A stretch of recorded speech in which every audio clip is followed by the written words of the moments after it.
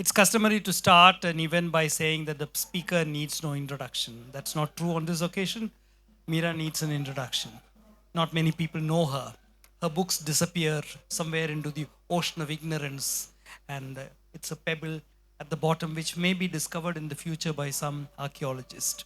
So, Mirananda was born in Calcutta. Chandigarh. She took a degree in microbiology. She went to Delhi where she earned a PhD in microbiology at Delhi IIT. And then she first wanted to work in microbiology as a microbiologist, but after I think working in the lab for a while, she decided that she would do something else, something that she thought was a little more useful socially. So she wanted to become a science communicator. But soon she found herself in America, and there she took a second PhD, this time in the philosophy of science.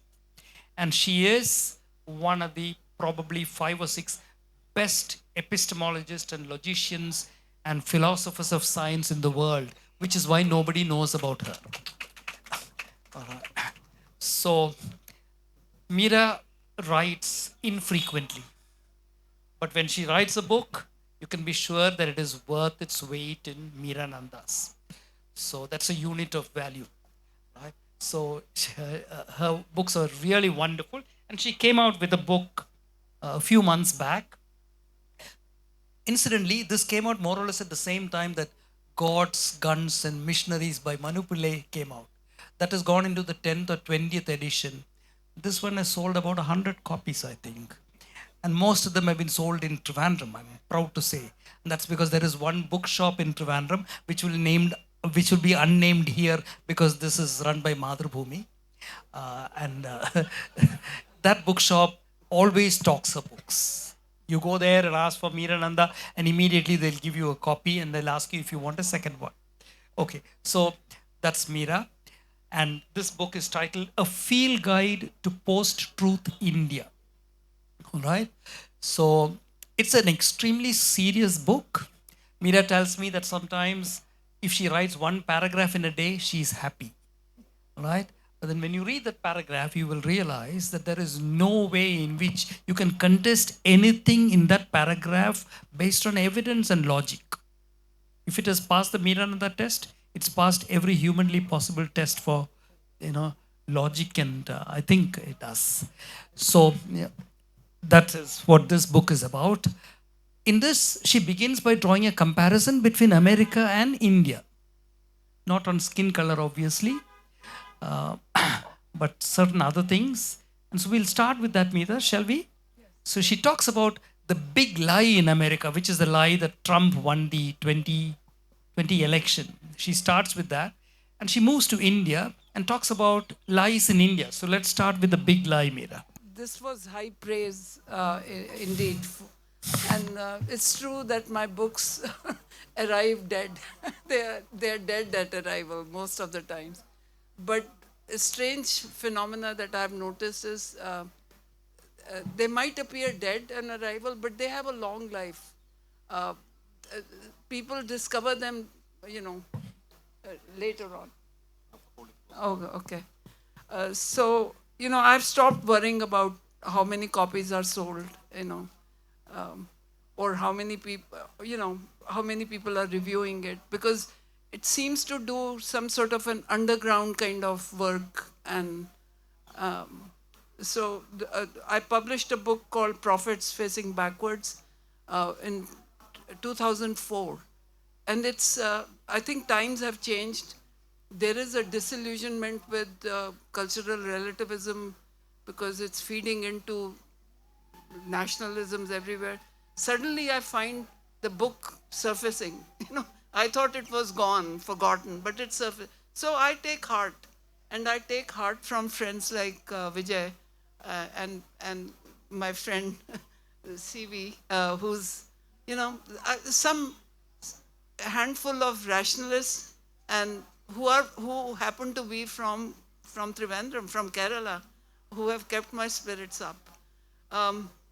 Okay, so much for the preliminaries.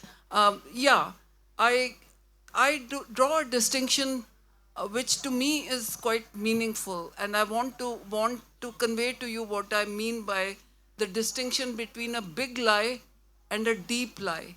Okay? My thesis in the first chapter is that both big lie and deep lie are variants of bullshit. Okay? Bullshit is what lies at the heart of phenomena of post-truth. By bullshit, I mean, and bullshit is actually a philosophical concept. A book, a very important book by Harry Frankfurt, who is a philosopher in the US, is titled Bullshit. And his point is there's a difference between a lie and bullshit. A liar is trying to hide the truth. He or she knows the truth but wants to dissimulate, wants to hide it, wants to present knowingly present something which is contrary to the truth. While a bullshitter is totally indifferent to the truth.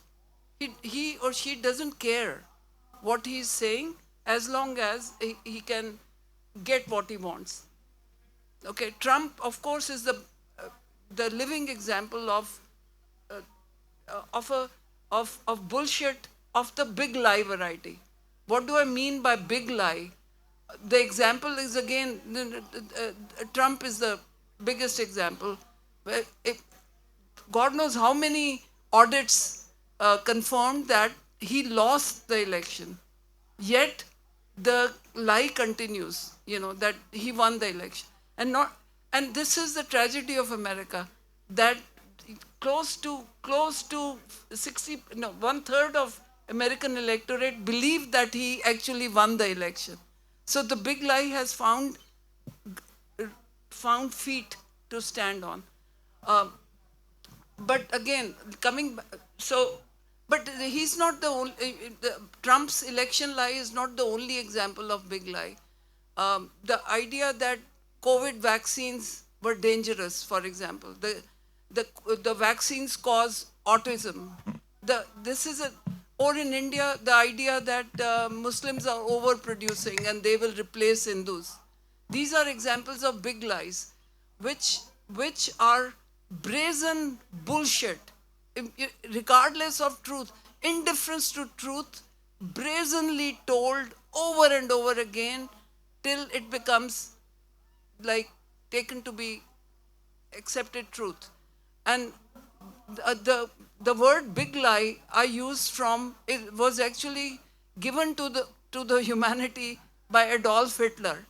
And that man was a genius. He said, ordinary people expect everybody to indulge in small lies. Okay?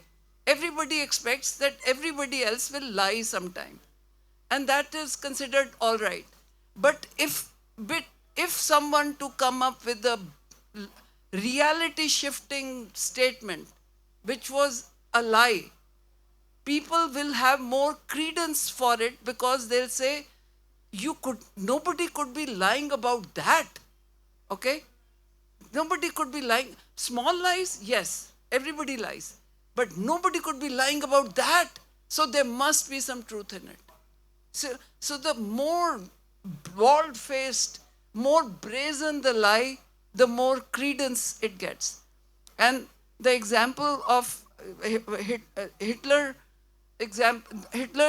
example of big lie was that Germany did not lose the First World War. It was stabbed in the back by the Jews and the socialists. Germany lost because they were the traitors. And that, we know where that led to. So I'm trying to draw distinctions between a big lie and a kind of lie which is specific to India, which I call the deep lie. Okay? Now, what is a deep lie? Deep lies are, a big lie can be debunked because it still uses the ordinary logic and rules of evidence. With somebody with due diligence can debunk a big lie. It's a different matter. Even if you debunk, like we have debunked Trump's claim of victory, it still has a life. For that, there are sociological reasons why Americans have lost trust in American institutions, so the big lie has found some oxygen. But in principle, it can be debunked. My point is, deep lies are hard to debunk because they change the background assumptions and the rules of evidence. They don't play by the normal rational logic. They bring in, they relativize our sense of reality and rules of evidence to the cultural, religious assumptions of any society. My example of what concerns me about the deep lie is it's sort of, you can't even detect, you can't even spot that it is a lie because it seems like true because it is logically coherent, it seems to be backed by evidence, but what is evidence has been reformulated. My example, which I want you to please pay more attention to, what is called the new education policy, the National Education Policy, NEP, that was passed into 2020. To me, that is an example of a deep lie because it is introducing what is called Indian knowledge systems in all levels of education, from elementary school to college, university levels, in which, in which rejected paradigms of how do we know, rejected paradigms of scientific thinking are being presented as if they are valid in 21st century. And and what concerns me is not just that you will teach. It is what concerns me about NEP is um, like you would to teach intelligent design along with Darwin, okay? And that was attempted in America, but because of First Amendment, it didn't go anywhere. In India, we have introduced um, failed metaphysics, which has Hindu metaphysics and Hindu ways of knowing. Introduction of Indian philosophies. We won't not only teach Aryabhatta with modern astronomy, Charaka with modern biomedicine, Kautilya's Arthashastra as relevant to modern economics and politics, but we are also introducing Hindu ways of knowing, the darshanas, the six darshanas. So that to sum it up, what I mean by deep lie is that kind of epistemological engineering which is going on in India today, and we can come back to examples later. Right, Meera. 1 minute. I'll Rajagopal. Do you think there's a connection between bullshit, which is actually a philosophical concept, and cow dung?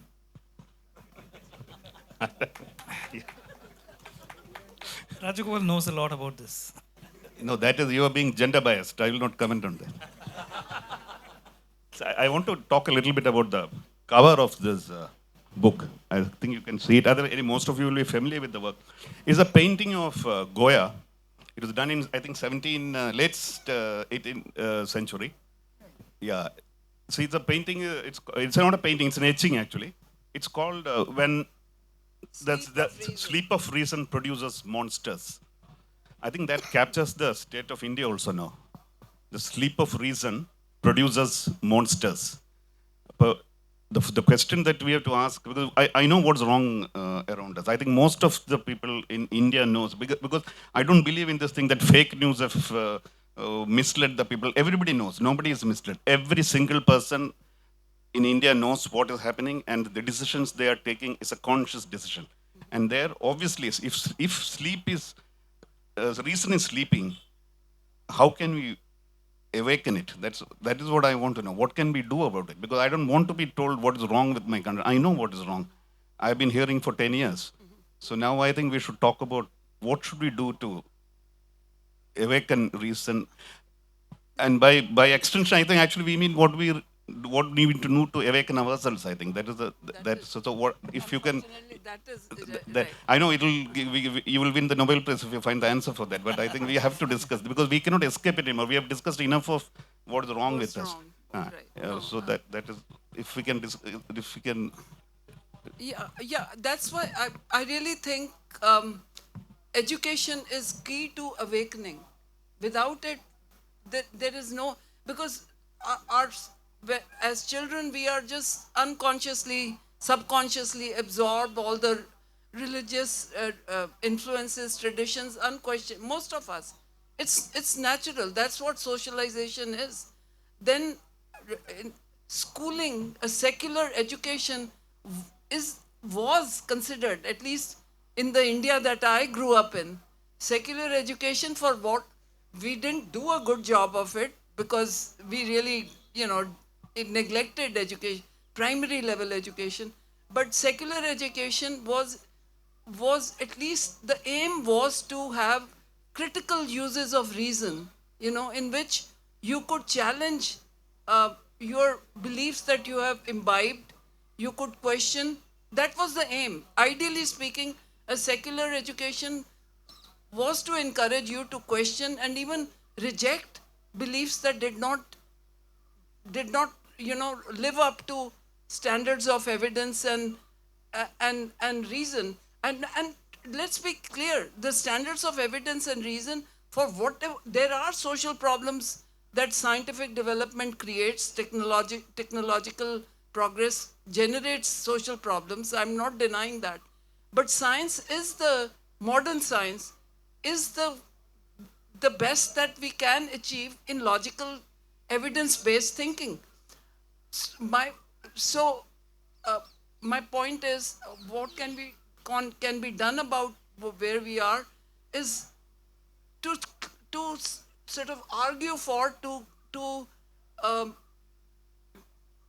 to sort of insist upon that this sort of mixing up between rejected paradigms and modern science is the danger of it is that you lose the sort of critical edge that science provides, because if you're if you're treating, let's say, Aryabhata's geocentric astronomy at par with what we know about how the world works, you will not, you will treat them as both equally true.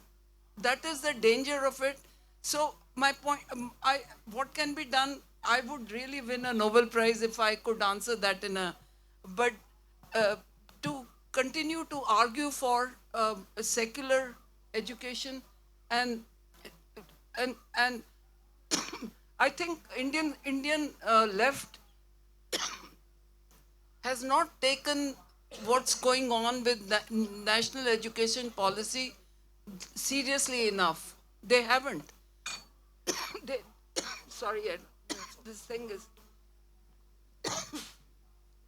Uh, they haven't. It's like a Trojan horse. It's in which the distinction between modern science and local knowledges are being eroded. Students won't even know. I mean, if if they're if they're taught, and it's happening. I mean, the major IITs are. I have a chapter in here which I describe it. Indian traditional Indian history was written in myths. Okay, mythology was our historiography. Now, with introduction of Indian knowledge systems, which is Indian knowledge systems give a permission to use mythology as real history. This is IIT Kharagpur came out with a calendar in 2023 it was, or I forget the year, couple of years ago, and which was devoted to promoting Indian knowledge systems, and they used Indian mythology to argue that the Harappan civilization was a Vedic civilization. And the point is, they could hide behind Indian knowledge systems because in India, history was mythology. So it gives a permission structure is created to legitimately use mythology to interpret. For example, a unicorn seal. Harappan seals are, Harappan archaeological remains are very strange in that way. Unicorn is the most common motif. Unicorn. Now it's a bovine, it's a bull-like animal with a horn. Now, this has been interpreted by IIT Kharagpur, the Center of Excellence of Indian Knowledge Systems. They have a Center of Excellence. So that's the center that produced this calendar.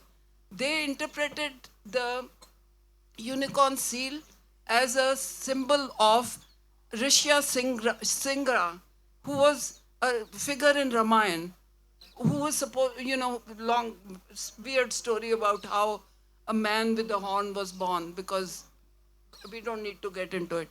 So under the cover of interpreting history through Indian knowledge systems, they could interpret a unicorn as a symbol of Rishya Shringa. And conclusion then that Harappan civilization knew of Rishya Shringa, which makes an appearance in Ramayana. Okay? Do you follow me? So therefore, the Harappans were actually Vedic people. So, so my point is, it can do that kind of damage, and today if you read the NEP and not just the policy, its later manifestations, the UGC and then the NCERT's curriculum framework insists that Indian knowledge systems be integrated into all levels of education and in all fields from medicine to astronomy to if the traditional Rasayana gets merged into chemistry courses, the Aryabhatta gets merged into astronomy. Seamlessly merged, as if Aryabhatta's cosmology corresponds with modern day cosmology, as if Charaka, the Ayurvedic Ayurvedic author, was dealing with biomedicine. The distinction between biomedicine and Charaka Samhita is just erased. Indian left intellectuals have not fought this battle of Indian knowledge systems. Secondly, they have themselves promoted, under the guise of anti-colonialism, that we should decolonize our minds. They have themselves promoted these kind of ideas that we should, look at local knowledges, promote local knowledges. So the Indian left has walked away from the battle for secular education. You see why I'm so upset about it. So, but that's only one part of the book. Sorry, I really have no other answer but promotion of these distinctions between, and that's where history of science comes in. Charaka Samhita might have been the epitome of empirical knowledge in the Iron Age that we were living in. The three dosha theory, the conception of human body in three gunas, belongs to the Iron Age. It should be treated as a historical sort of contribution that India made, but not as relevant to contemporary biomedicine. And we saw the effects of it during COVID. How Ayurvedic medicine, Gudchi, for example, was made complementary to modern medicine, without really paying attention to the fact that there are many studies showing Gudchi actually harms your liver if taken at certain doses. This business of integrating, in the name of producing holistic sciences, this aim of integrating local knowledges with modern science, without letting modern science question the traditional knowledges, has led us into a mess where minds cannot be changed. Schooling was one option students had. People like me. I was raised in a very ordinary middle class Hindu, temple going people. University, thankfully there was Punjab University campus in Chandigarh and so affordable, I could go there. That was my opportunity for opening my mind. Now, my worry is today students are not going to get that break. They'll move seamlessly from their family, from their temple culture into education, which will again, integrate. You don't need to integrate, you need to contradict, you need to challenge the IKS, the Indian knowledge systems, because their time has come and gone. They are not valid sciences anymore. And nobody is questioning them. And I know there are pressures today. ISER, where I used to teach, there are directives coming that history of science should be based on Indian sciences. I was also teaching Indian sciences, but I was teaching them critically. I was teaching them in the march of reason, till the scientific revolution. Here now you are supposed to just celebrate them as the end of. India is not just mother of democracy; we are mother of science as well. Let's be humble about it. We need to revise our worldview, our knowledge systems in the light of science, instead of claiming to be scientific already. And that battle, I don't think Indian intellectuals have fought very well. No, they haven't, Mira. You're right. They haven't fought very well. But the people at the top, I think they know the truth. Going back to COVID, all of us remember this tremendous shortage for oxygen cylinders. People were dying on the streets of Delhi because even millionaires couldn't get a cylinder of oxygen. At that Yeah, I point, number Oh, two no, I don't got know. COVID. I don't even want to refer to him by name. All right? Not number one, but number two got COVID. Remember? He got the best possible treatment at AIMS. Exactly. And he was asking the people of India to take deep breaths, Right. which his friend Swami Ramdev was asking us to do. Yeah. He said, COVID is not a disease. All you need to do is practice sammasana. yeah. And people were dying in Delhi, where he was getting top class treatment. So this kind of double standards is, very, very Indian. I suppose it's also American, Yeah. because Trump also did something fairly similar. When there is the next epidemic in America, I think more people will die in America because they're not taking vaccines. Mumps and diseases like that, which used to be in the textbooks, have come back to America, and they're coming back here as well, I think. And we So- have a anti-vax as the Yes. health minister of health in America. Yeah. So good that's luck. right. That's right. So that's also an issue. So Yeah. education obviously is one important way. So can I ask you something else? Yeah. Your book is the only place where I found reference to somebody I think of as one of the greatest intellectuals of the 20th century, gentleman called Swami Aghehananda Bharati. So can you tell us something about him and how he helps us understand Indian knowledge systems? See, Indian knowledge systems, the most sort of highest form of knowledge is knowledge that you acquire from seeing by the mind, not by your eyes, but by the mind. Darshana? When your third eye opens up, okay? That is Yoga Sutras. The whole point of yoga is not stretches; it is awakening the third eye, and that knowledge is considered unchallengeable, the highest form, the highest truth. Okay. The problem with that is, of course, that what a seer, our old Vedic seer, what a seer sees in his mind, how can anyone verify what he's seeing? Okay, it's his personal experience, and yogis have had a way of making claims. What they see in mind exists outside. Okay, is the highest reality. So Swami Aghehananda wrote he's a brilliant, he's gone now, but he became a Hindu, but did not lose his rational abilities and joined the Vivekanand Ramakrishna group and walked out. He found them to be hypocritical, and he accused them of being, uh, Neo-Hinduism. He hated Neo-Hinduism, which is all full of mythology about.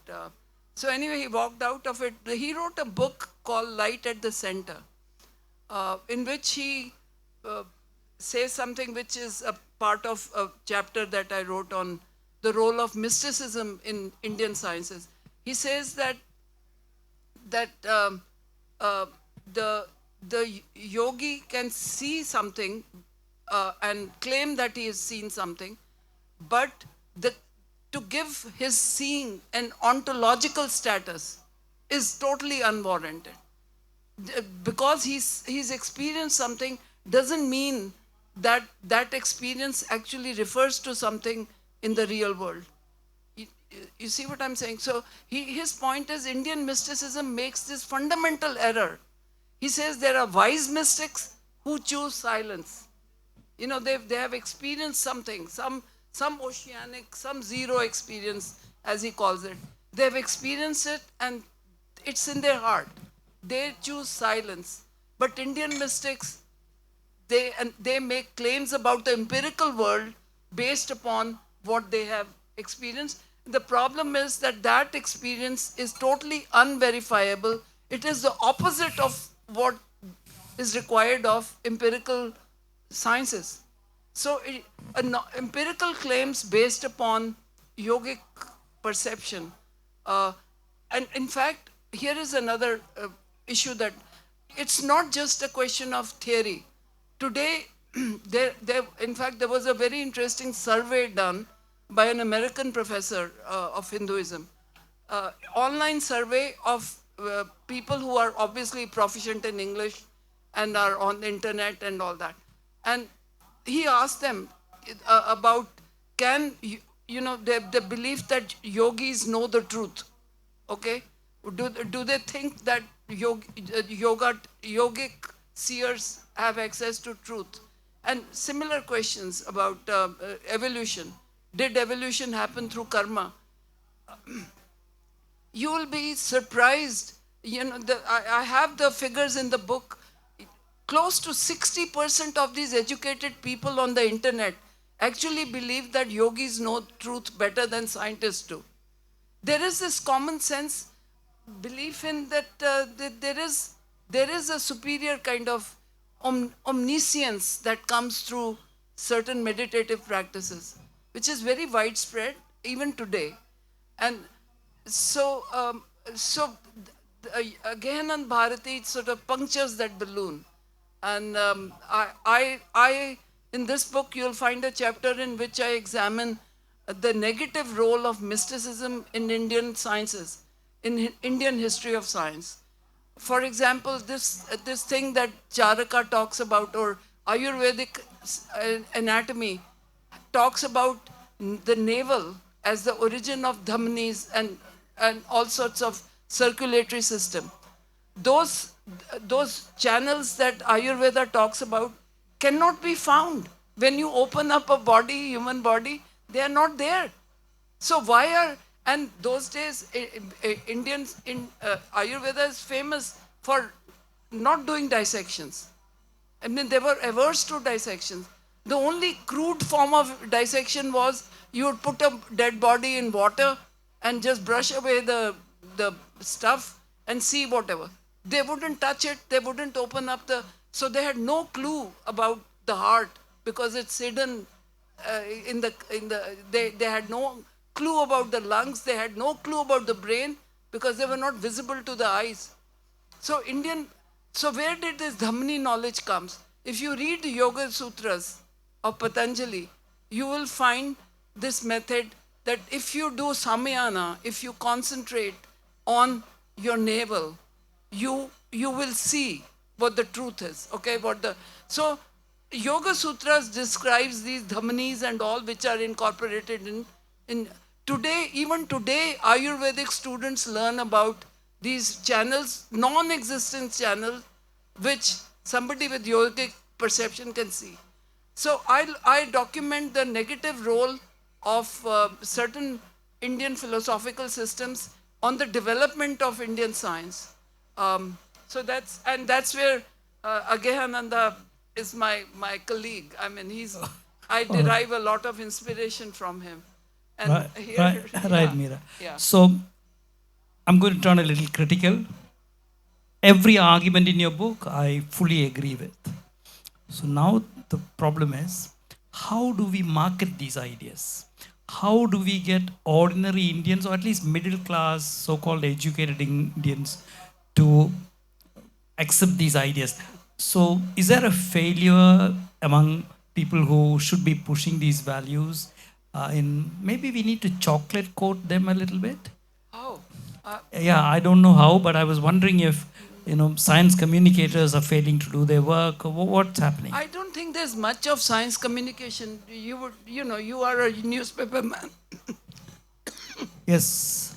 In my youth, I worked as a science correspondent for Indian Express for a few years.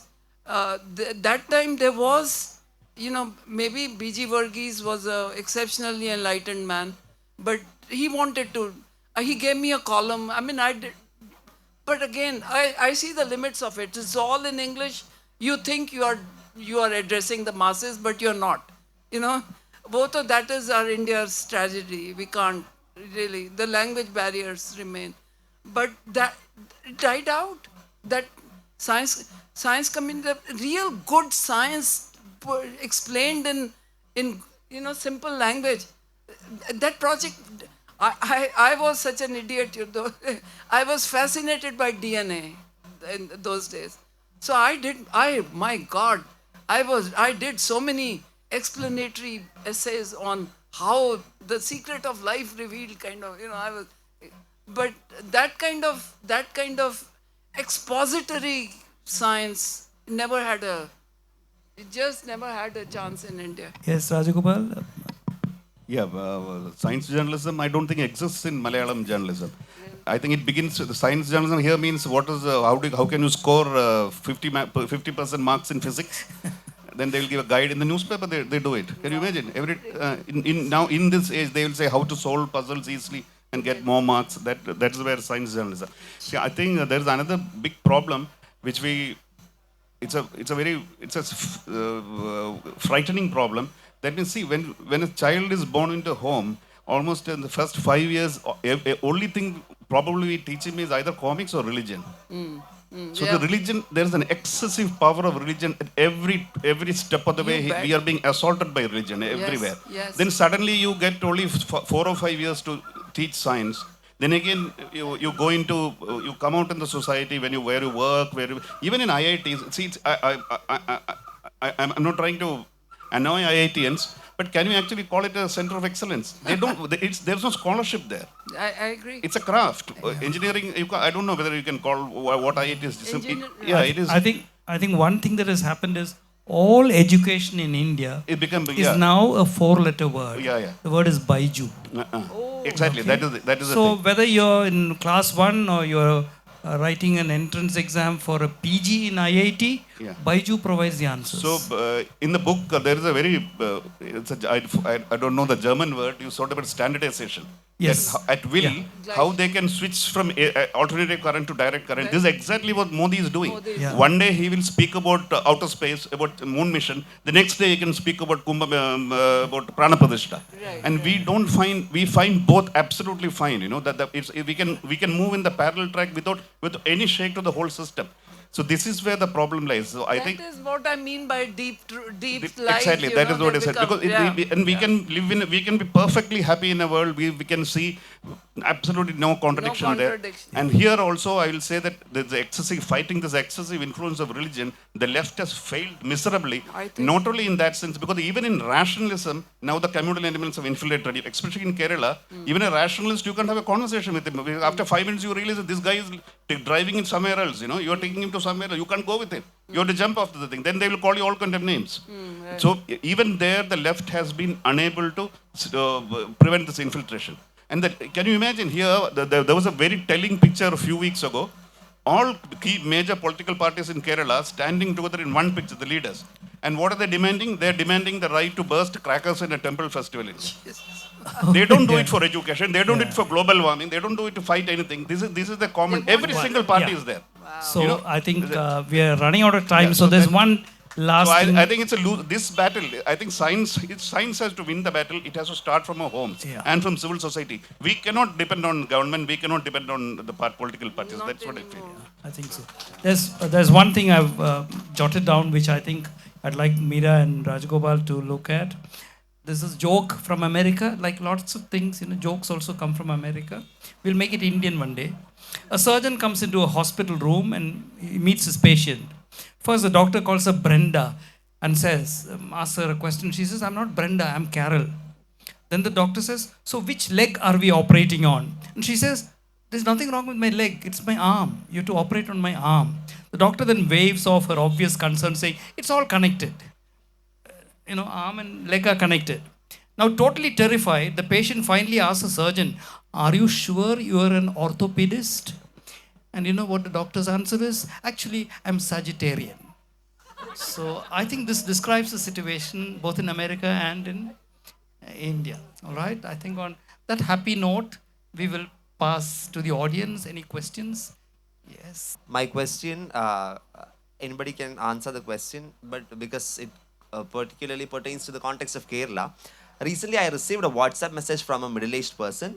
It says, "Waiting for a train at Prayagraj railway station like any other common devotee. This is Puri's Shankaracharya Swami Nishalanand."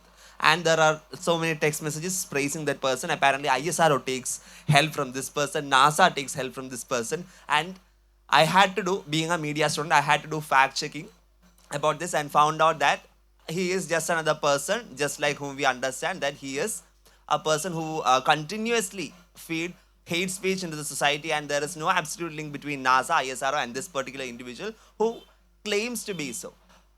The question is basically, these messages, as far as I understand, are being spread mostly by the middle-aged people of Kerala. Apparently, the media, like the media, news media of Kerala, have some kind of a negative attitude towards the left, and that has apparently, I don't know, you can correct me if I'm wrong, has built a kind of some kind of attraction towards the right, or some kind of I attraction think we'll let towards the BJP. Rajagopal answer that question. Yeah, maybe. Rajagopal, please. Do you know anything about the middle-aged people of Kerala? Because yeah, we continuously So, talk as about a education. journalism student, did you report both sides of the story? No, I didn't report the both sides, but I made sure that I texted back this individual Okay, that this all complete right. news is fake one. Okay. Along with links, Yeah. because that's very important, with proof. So, Yeah. so how to educate the middle-aged people or the people who are unknowingly skeptical towards or unknowingly sharing these messages? Only the best hope is they will get COVID and there's no other. I'm being honest, but you touched upon a very important thing, and I hope you will become a journalist. The first story, if you or it's, you should try for a fellowship, and this is a very important thing you raised. The profile of a Malayali hate monger, what you said. The age is absolutely right. There are two more things I will say. Probably he'll be earning pension from a left-front government. Okay, he'll be the biggest beneficiary of the left and Congress governments. His children will be in America, probably working for McDonald's or Google. His son would have taken at least 100 kilograms of gold as, not 100, I don't know, 100 medallion or whatever was gold. And the latest, I think Tesla is the rage, I think. That was the dowry. You're talking about dowry. Dowry. Yeah. So this profile is very important. So once you bring out this profile, then these people are exposed, and at least you people of your generation will not give them any credence. I don't think they are giving them any credence. The beautiful word "tanda vibe" belongs to them. No, that captures it. So everybody knows. Everybody knows. Even in our homes, That's we a know. word I learned today. It's a beautiful word. Yeah. It captures what you are saying. So don't worry about it. This generation, that too will pass. Yeah. So, Hello, ma'am. So I was working with an Indian institute, and I had to see the Saraswati Puja being carried out in our labs, and the Ganesha Puja, and like all sort of religious, mostly the Hindu religious festivals being carried out in our institute. So it was actually feeling like going into a temple sometimes. Okay. So it was like a really hopeless situation, and eventually, like, we all lose our spirits because you are associated with an Indian institute, it's a science institute, and people sort of like the very cream layer of students coming there, and like they're being very religious, and so eventually you lose all sort of optimism. So like, how do you keep Your spirits. She was working in a place for advanced physics. The one in Bangalore. No. The Indian Institute of Space Science and Technology. Space science. I think. Wow. Even there. Wow. How do you keep your... You don't actually. You get pretty hopeless. I suggest you read a bit of Agheyananda Bharati and Mirananda. And you cling to the And few... occasionally Rajagopal's editorials. It is depressing, and the trouble is the people who participate, even faculty participates in, Yes. it's not just students who are being, they will just say, oh, this is just cultural. They compartmentalize, I don't know, they compartmentalize their professional physics they know from from the worldview that gives meaning to the ritual, as if the two have nothing to do with each other. While in reality, they clash. But I think Indian educated people have honed the art of compartmentalization. You'll do your physics in your lab, and consult the horoscope for your daughter's wedding. Yeah, there is a Veda Hanuman in Hyderabad, a Veda Hanuman temple, and people are offering lots of things. You know what for? For a visa to America. Right, This is a temple dedicated to a visa to Visa America. God. So we are all aware of the fact that IIT Madras director made a claim that cow urine has anti-inflammatory and healing properties, right? And you're an IIT alumni, and you mentioned that the intellectual left is not being that critical of the NEP and all. So do you think they have too many battles to fight? Because even IIT Madras director can make such claims, right? So maybe they have too many battles to fight. We're seeing the saffronization of higher education institutes in India, like IITs and NITs. No, we have too many battles, but these battles are so important that we have to fight each one of them, is my opinion. But IIT professor making these statements is a product of the fact that IITs are the biggest beneficiary of the money set aside for Indian knowledge systems in NEP. Each one of these IITs, and now ICERs are also in the line for that. Each one of these IITs have won fairly heavy financial grants from AICTE. AICTE is All India Council for Technical Education, which has set up a cell, separate cell for Bharatiya Gyan Parampara Vibhag, okay? So the minimum grant is for 20 lakhs, okay? Minimum, it starts at 20 lakh. The centers for excellence, of course, cost a lot more. If you look at what these IITs have agreed to, they've jumped upon the bandwagon. They have invited these kind, because it gives them funding, it gives them government patronage. IIT Delhi does cow pee, okay? They analyze cow pee. It's a big center for validation. I mean, the official name of the center is Center for Validation of the Benefits of whatever. Is that the job of scientists, to validate an existing proposition, or to examine it, investigate it?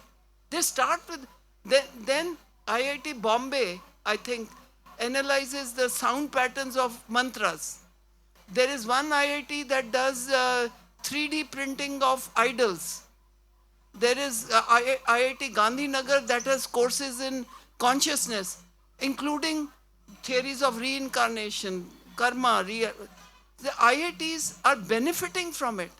Then, I mean, they have gone, they have submitted proposals, gotten them, and at least 3 IITs that I know have centers of, they have been declared to be centers of excellence for Indian knowledge systems. IIT Kharagpur, this great IIT that produced this utterly idiotic calendar. Look at their course curricula, okay? Vastu Shastra is taught to architecture students. IIT Kharagpur has a big unit on urban planning and architecture. So, Vastu Shastra merged with architecture. Rasayana merged with chemistry. Okay, and they offer courses in 6 schools of Hindu philosophy. Giving them credence as valid ways of knowing, while they are riddled with problems.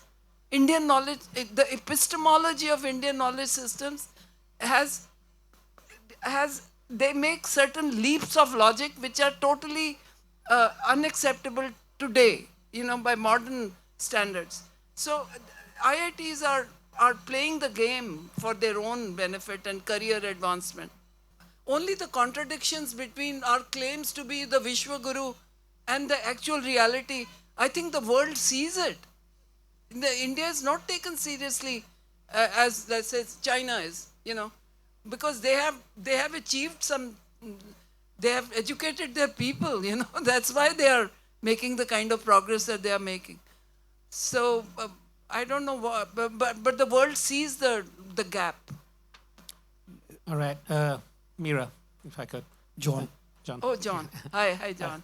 Hello, Mira. Just a couple of points. The first, a comment that Shashidhara, formerly of IISA Pune, and now head of NCPS, and Amitabh Joshi of JNCSA actually have come out very strongly in print about supporting evolution against members of the union government then. So there are some voices, no matter how few, and that is to be applauded. The second is the question of, and this is something that will come up as a historian, and this is, which is interesting, how retrospectively can you fit science into the narrative if you're looking at, say, something like William Whewell and 1842 and who is a scientist, that becomes a modern scientific project and the like. But if we go back and we include someone like Newton, right? We look at natural philosophy and natural history and someone who's also coming from a deistic perspective and the like, I can immediately see the point that people will say, well, he was religious, Yes. and so therefore we should be able to include, if we start talking about Indian science, then therefore you have to look at everything that comes from a theological perspective as well. There's also the thorny question of colonialism, which comes in with the modern scientific project. And so if we're taking Vijayan's point about chocolate coating in some senses, how do we deal with these particular issues when we talk about a more ecumenical view of science in the here and now in a plural society? Thank you. No, in fact, a lot of proponents of introducing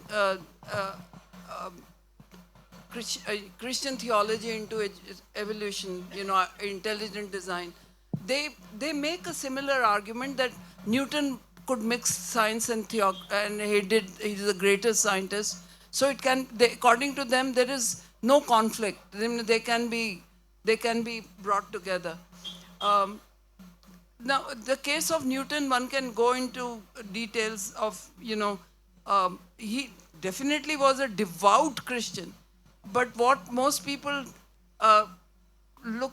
forget is Christianity also gave its blessings to empirical investigation. The idea was that God could have made a world whichever way he wanted. He's omnipotent. And so it is the duty of human beings to read the book of nature to find out how exactly he made the world. Okay?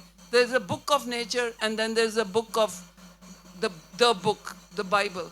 So Christianity had a kind of a double-edged role in evolution of modern science. And, that kind of argument that can be extended to India. So what's the harm? What's the harm if we are teaching Charaka and biomedicine? What's the problem? Or we are teaching, Sankhya's conception of evolution and Darwin together. What's the problem?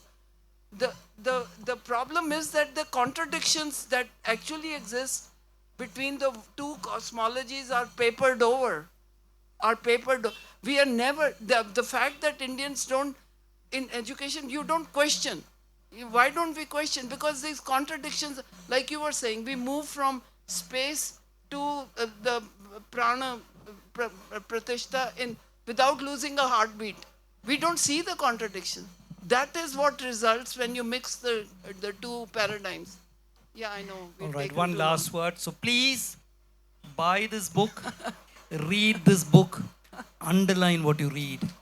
you think is important. Just underline the parts that you think are important and reread the book. And And if you want teach your them, children or grandchildren about these ideas. write That to might me make a difference. if you read it, and if you have any questions.